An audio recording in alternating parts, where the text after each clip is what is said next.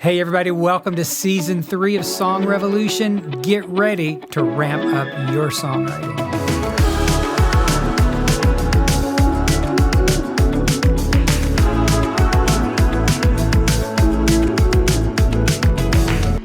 Hey everybody, John here. Welcome back to Song Revolution. You are the reason that we do this show.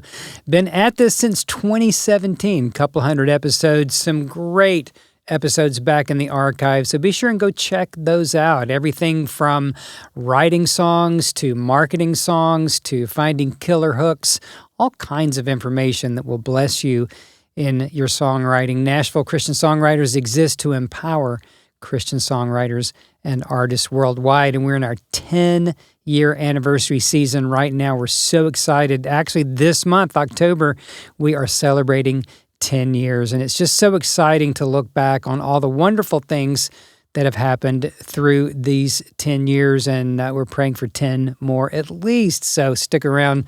Let's have another good decade together. I'm here today with my good buddy, cohort Bryant. Hey. Bryant with a T. I'm imagining NCS is a little 10-year-old just running around, a little adolescent. It's just getting crazy right now, isn't it? Yeah. Yeah. Feels like that, but you've been with me off and on, gosh, for most of those, for 7, right? For going 7 on of 8, the, going on 8 of the 10. 2017. Yeah. Yeah. How did this happen? How did we wind up here? Man, it's wild. It's been a journey, especially the last 3 years. I mean, we've been hitting it hard, and our studio space being right here in Berry Hill, just south of downtown. It's pretty incredible. It is so fun. What a great, beautiful audio space. We're sitting in our podcast space as well. So it's been fun. Our staff is growing. We have Claire, Kyle, Jack, and a lot of outsourced people, and really excited to see the impact that God is giving us after all these years. Yep.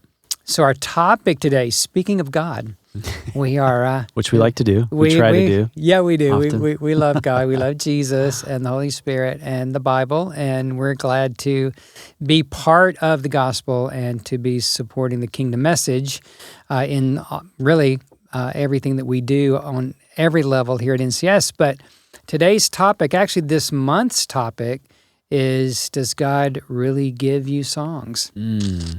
Kind of a big one, isn't it? Unpack the mystery. Does he really give you songs? You've been talking about this for a decade, really. When you started NCS, this was a big topic. It's a sensitive topic. It really is. It's one of those dicey things that it's kind of hard to talk about with some people, and I get that. It's in some ways, it's definitely a spiritual conundrum. It's also kind of a little political, and I don't know. It's kind of like people that take political sides, and maybe we'll get into some of the controversy today. Yeah. I don't know. Our world is so filled with controversy, but I have personally conducted over 3,000 potential client calls in these 10 years. I've always been kind of the main guy that you talked with about coming into any of our programs, and the 2 or 3 things that people always say are, number one, I started writing poetry when I was a kid. We get that a lot. People say, I just want to get my songs out there. That's been a big topic. We talk about the fact that there's really no such thing as out there, right? I mean, you win a listener, your songs win like one listener at a time, right? That's how you grow your audience. But the probably the biggest thing that people have said to me most often is, God gave me a song. And so I've tried to really work with that sensitively, because I say the same thing. And you probably have too, right? Totally. It's just one of those things that we say. And I think that that's kind of an umbrella phrase for feeling inspired. I think of some scriptures Paul said in Ephesians and Colossians, the references to psalms, hymns, and spiritual songs, making melody in your heart to the Lord. So when we're born again, when we become believers, when we're in relationship with the Holy Spirit, there should be a song in our hearts. Mm-hmm. Wouldn't you say? Do you have a song in your heart today? Yeah, I can't sing it right now, but it's there. But I mean, yeah, even every good gift like coming from the Lord, every thing that we create comes from Him. He's the creator. We create because of Him. So in a sense, it's both like it is true, right? It's inherently true that those things come from the Lord. But how does it get kind of misconstrued, or how do people interpret it in a strange way? Because I know we've had a lot of those people reach out. Yeah. And, I think that there are different layers, and we're going to try to unpack some of those today and then maybe in another episode this month, because it can be a little tricky when we feel inspired, right? And we are hopefully being moved and compelled in our daily lives by the Spirit of God. And sometimes people are very musically inclined. Maybe they had music lessons. Maybe they play guitar, sing, or play an instrument, keys, or whatever. And they love music already. And so they feel a sense of inspiration. Maybe they get an idea and they write out some words and put a melody to it. And because it means something to them and it ministers to them, the immediate phrase is, God gave me a song. Yeah. And so do you look them in the eye and say, no, you felt some Holy Ghost goosebumps and you wrote a song? Do you say that? Or do you say, okay, well, yeah, you felt inspiration, but maybe you as a songwriter aren't as developed yet in your skills. And so the way that you interpreted that inspiration may, and here's another level, the comparison, right? Like you write at a certain level and you felt encouraged by the Spirit, so you wrote the song. So yes, God gave you a song, but then how does that stack up to the commercial level songs that are being written by the Chris Tomlins and the Brandon Lakes and all of the big names, Carrie and Cody and all the people that write so much of our worship music these days. Then you kind of get into that whole place where we sit, where we're working with so many people who have not ever really had any instruction in songwriting. They've not really spent years honing their craft, and so they felt inspired, and then they want to suddenly jump up to a Carrie and Cody, not to pick on them, they're beautiful people, great writers, but they want to jump up to that level, and they don't understand why their song isn't as good as the pro songs. Right. Yeah, maybe it's like where it gets messed up is when the expectation comes in on the song, because it's like we said, every good thing comes from God. So when we create out of that place, it is true that God gives us that inspiration. But then it gets into this weird space of like, but this song should be as good, like you said, or should stack up or be commercially successful because God inspired it. And it's like, there are other factors to it, right? That make a song widely accepted, or, the platform is shared from, the person singing it. There's so many factors that go into that. Does that make sense? Oh, it makes a lot of sense to me. And I think that, one of the distinctions that you even just brought out there is the commercial viability of the song. And my cousin by marriage, Mike Harland, he was at Lifeway Worship for many years, like 15 or 20 years. And I loved what Mike would say. He said, there's no such thing as a bad song. There are only good songs and commercial songs. And I loved that because it's hard to look somebody in the eye and say, your song isn't as developed, your craft isn't up to a commercial standard yet. It's hard to do that because this person felt the inspiration of the Spirit in their heart and their mind, and it's very special, right? Right. And even when we get into critiquing and working with writers in any of our programs, it takes a while for someone to begin to open themselves up to even hearing that their song isn't as good, right? So it's touchy. It's hard. Yeah, and it's good to that person in that moment. They're creating it, and I feel like there's so many cultural things that go into even the standards of what make a song good, right? In our whether it's like the style or the sounds or the, I don't know, the era, lyric the lyric, composition, yeah. the time that it was created. Like there's so many factors that are just kind of things that we've created, standards that we've created to make a song good. So I love that statement. I think all songs that come from the Lord and that are, created are good. Yeah. But then there's this level of commercial, and when those two things get out of order or just misconstrued, then it gets weird. Yeah.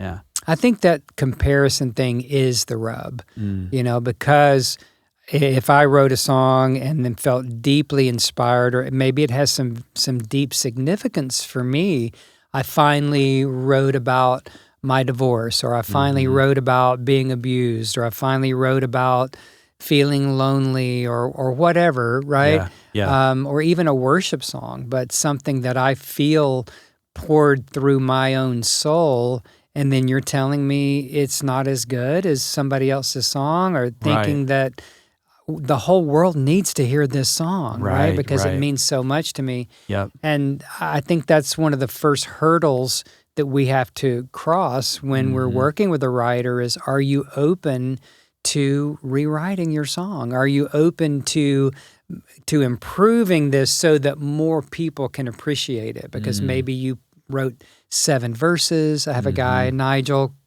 Here's a shout out to Nigel. Yeah. Love you, Nigel. Nigel would write like 9 verses to a worship song, and it's like, Nigel, sorry, dude. I mean, we don't have the tolerance anymore in this culture. Right. And so things like that, or the consistent syllable count between your verses, or having a singable chorus, or something that is cohesive in a song, where you're not throwing 17 different ideas into a song. The things that we come back to time and again that are the key insights that help people love and identify with and consume, to use a crass word, your music, right? We love the songs we love because they are accessible. I mean, have you ever led Graves into Gardens? That song? Yeah. Okay, as an older guy, I'm going to pick on that one a little bit. That one seems a little hard for me, but it's got some hooks in it that I think people like. Sure. Right? Sure. I mean, even the title, Graves into Gardens, it's got beautiful alliteration. We teach alliteration a lot, rhyme and alliteration, and the G's and the R's in that, right? And the S's and even the E's, right? Graves into Gardens, right? There's a lot of alliteration there. Yep. But that phrase, I think it only appears in the bridge. What's not even, the chorus hook is, there's nothing better than you. Yeah. There's nothing better than Right. And then Graves into Gardens comes later. Isn't that funny? Which is interesting. But it seems like the rules can be broken. Sure. Right? I guess maybe that's my point. Yeah. But there's something that's so hooky in that song. Be thinking of another song to use as an example of, what makes a song really sticky and hooky, while I kind of riff here for just a second on that. I'm trying to turn Graves into Gardens over there. Yeah.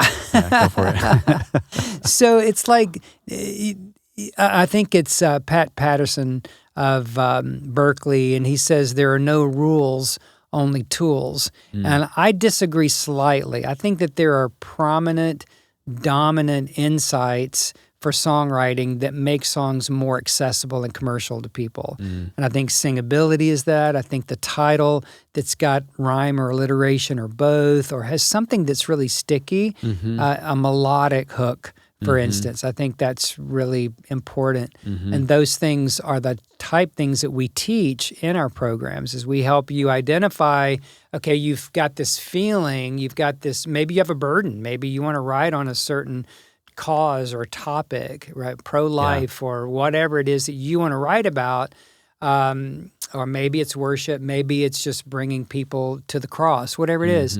But you've got this theme that you want to write on, but your songs feel like a jumble. So what do we take away? How do we edit out the stuff that doesn't belong in order to get to the good stuff that does belong, right? And how do you clothe that in a melody and support that idea in a way that people will immediately embrace and love. And we can look back on songs throughout history, whether they're hymns, Great is thy faithfulness, Amazing Grace, for goodness sake.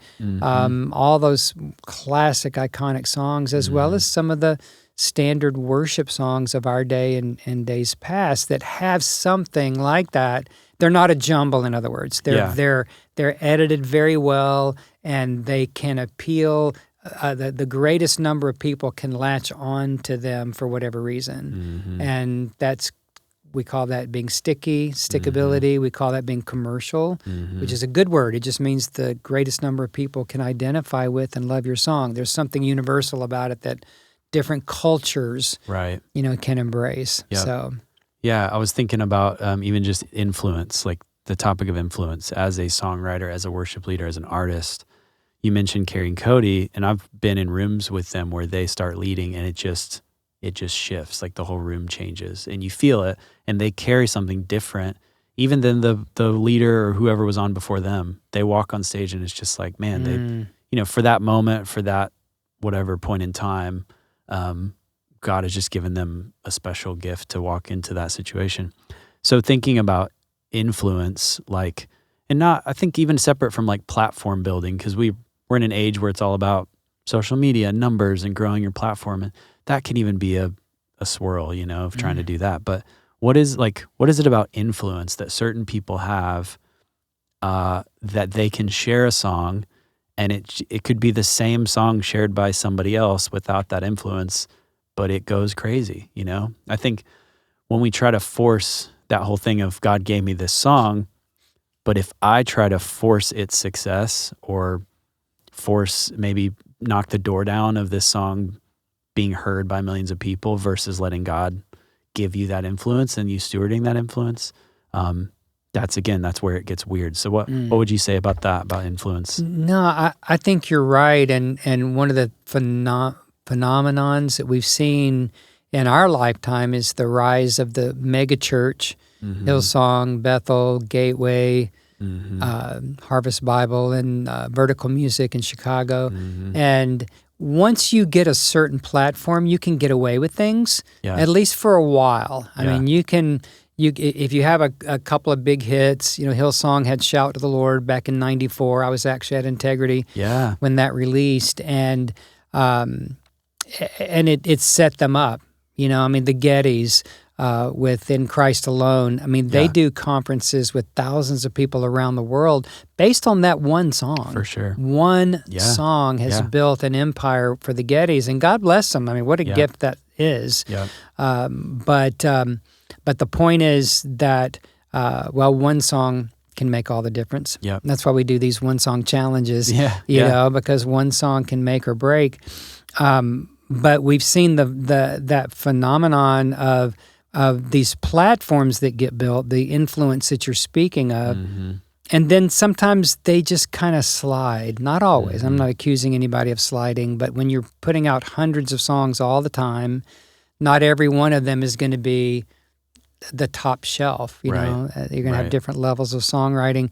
But I think that who's singing it, like you said, can influence us into adopting songs that might not be quite as well written as a lot of others. Right? I use this example a lot, like when we're doing retreats and stuff, but it's like Chris Tomlin, brings How Great Is Our God to the world, like explosive song, maybe, I don't know now, 20 years ago, maybe? Been a minute. But think about it, that song also could have been sang around a campfire by Joe, songwriter, who has never written a hit in his life, singing, How Great Is Our God, Sing With Me, How Great. Still a sweet moment, but because of the influence, Chris Tomlin does it and it takes over and it's sung all over the world. So it's the interesting thing of like, I think to back up to your point earlier, are you okay with this song even a step before that? Are you okay with it doing nothing? Like, are you okay with it doing something? Or are you okay with it just being for you? Because I feel like that distinction is like, it could be just as special of a song for Joe, songwriter, as it is for Chris Tomlin, where it reaches the world. But we don't really have that control to decide like what song goes where. It's interesting. I think that's really hard. Yeah. for us, Yeah. and I've had just as many people say, well, I don't want to be famous, and I'm not doing this for the money, right? They have very altruistic motives, and I think that is really a false humility in a lot of ways, and I think it's fear-based, because they're kind of hedging their bets, like, and I get it, and 43 years ago, before God serendipitously opened all this music business up to me, I felt the same way. God, could you ever use me? I've come to believe that God wants to use us more than we want to be used, that he really wants to bring his goodness and his glory and the gospel out to people more than even we want it out, but our egos get involved. Our self-esteem gets involved, our low self-esteem gets involved, and we over-spiritualize the situation and forget that it's really about learning your craft, it's about applying your craft, it's about staying humble. Do you know how many songs I've written that are just between me and God? Yeah. Probably thousands. Wow. Probably thousands. There's at least a couple of thousand in the back catalog that will never be heard, that I hope God took pleasure in. It meant something to me, when I wrote it. And that's was the purpose. One of our friends, Kenna Turner West, one day I'm going to stop giving her credit for this because I think I'm going to steal it. But she says that we pray to change the world with our songs, but we forget that if we're changed by our songs, then we've changed the world. Wow. Isn't that great? Wow, that's awesome. So I try to remember that when I'm in a writing room and or even writing on my own. It's like, I'm going to be obedient. I'm going to be the best steward I can of what I have. And I'm going to take every step I can to help people hear the song. And there's nothing wrong with that. That's another stumbling block people have is self-promotion. Right. And maybe we shouldn't launch off into that topic. Maybe next podcast we can do that. Yeah. But we cover all of these things in our NCS community. We talk about titles and hooks and lyrics and song format and publishing. We talk about all these in our NCS community. So if you haven't checked that out, be sure and check that out in the show notes. But we dig deep into these things every single week to help educate aspiring Christian songwriters to go deeper, how to go deeper into the whole process from the craft to the promotion. And I think that's really important. That's our calling, to do that at this point, to help writers just fulfill this calling. Yeah. We say it a lot, but... Right. Yeah, I was just thinking everything that we do and have created is in answer to the question that we started the podcast with, which is, God gave me a song, now what? Well, here's a place to share it. Here's a place to get feedback, to get insight. Like that's what the community is. That's what our coaching programs. So really everything that NCS is to answer that question and give people a chance to answer, help find an answer to that question for themselves, which is interesting. Well said. So kind of to wrap this up, I think for me, the answer to does God really give you songs? I think my answer is yes. Absolutely, he gives you songs. He's dwelling within you. He's living in you, in your spirit, soul, and body. If you're sensitive to him, if you're listening, if you're worshiping, if you're in the Word, if you're sensitive at all, and especially if you're musical at all, you're going to be getting some ideas and maybe even sit down and write something out. But does that mean you're a great songwriter yet? And I think the answer is maybe not. Yeah. And that's why God created us, to help writers really hone their craft.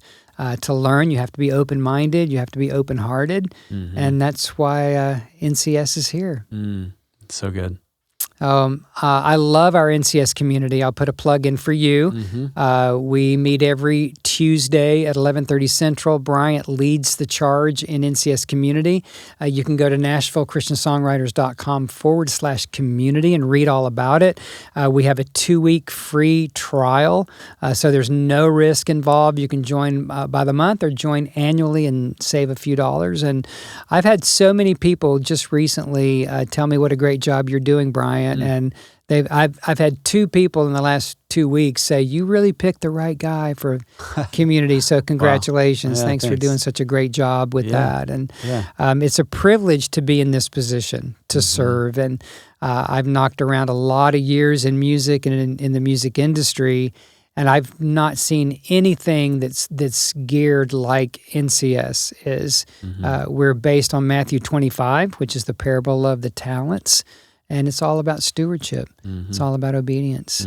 Well, I tell you what, why don't we wrap up for today, and we'll come back in a couple of weeks with another episode on this topic. Love it. Sound good? All right, guys, thank you so much for joining us today. Bryant, thank you, and Kyle in the background engineering for us today.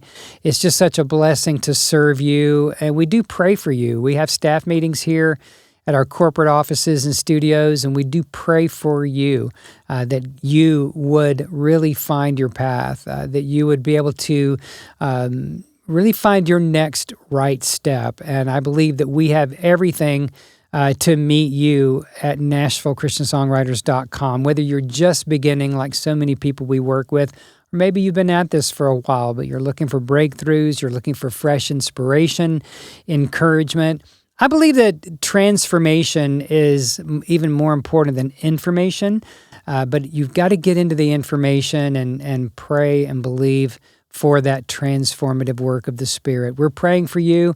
I hope that you'll join us again and share, like, and spread the word of Song Revolution. Thanks, you guys. We'll see you next time. Thanks for joining us on today's show. If you got some value, please help us share the love. Leave a like and a share and a good review.